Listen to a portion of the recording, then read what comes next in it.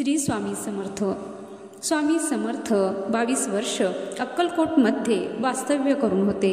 त्यांचा अक्कलकोटमध्ये दरबार भरत असे आणि यावेळी अनेक स्वामी भक्त अक्कलकोटमध्ये येत होते। स्वामींचा दरबार भरल्यावर अनेक भक्त माथा ठेवून स्वामींचे दर्शन तसेच स्वामींचा आशीर्वाद घेत असत।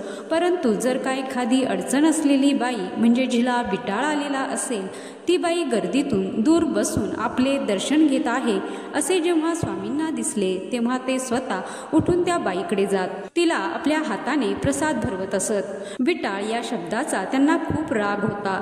स्वामी म्हणत की बाई ही आई आहे, आई कधी विटाळशी होत नाही, जिने जन्म दिला तिलाच घरातून बाहेर बसवता असे शब्द स्वामी आपल्या भक्तांना बोलत असत। आईचा कधीच विटाळ होत नसतो आणि जर हा विटाळ असेल तर अवघं जग या विटाळानेच निर्माण झाले आणि या अर्थाने बघशील तर या जगात जन्मलेला प्रत्येक व्यक्ती हा विटाळलेला आहे, अगदी तू सुद्धा, असे स्वामी भक्तांना म्हणत। तर मंडळी, स्वामींना या सर्व गोष्टींचा प्रचंड राग होता।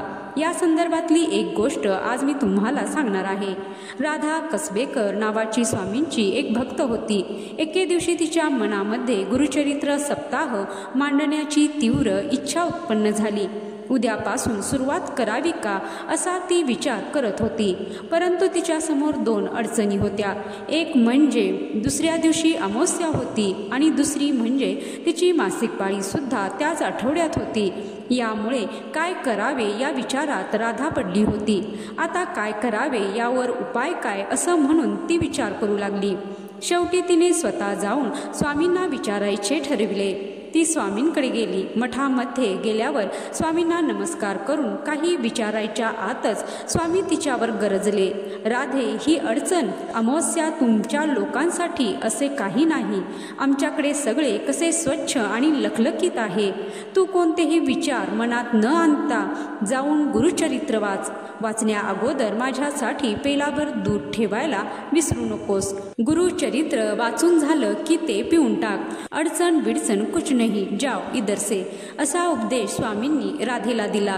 स्वामींचा उपदेश ऐकल्यानंतर राधा तिथून निघून गेली। त्यानंतर स्वामींनी सांगितल्याप्रमाणे तिने गुरुचरित्र वाचण्यास घेतले। पेलाभर दूध सुद्धा ठेवले। राधाचा सप्ताह सुरळीत पार पडला। उद्यापनाच्या 2 दिवसानंतर तिची मासिक पाळी सुरू झाली। या कथेचा बोध हाच की स्वामींना सुद्धा विटाळ, सोळे, ओळे या गोष्टींचा प्रचंड राग होता। स्वामी अनेक लीला दाखवून भक्तांच्या मनातला अंधविश्वास व अंधश्रद्धा धुडकावून लावत होते। जय श्री स्वामी समर्थ।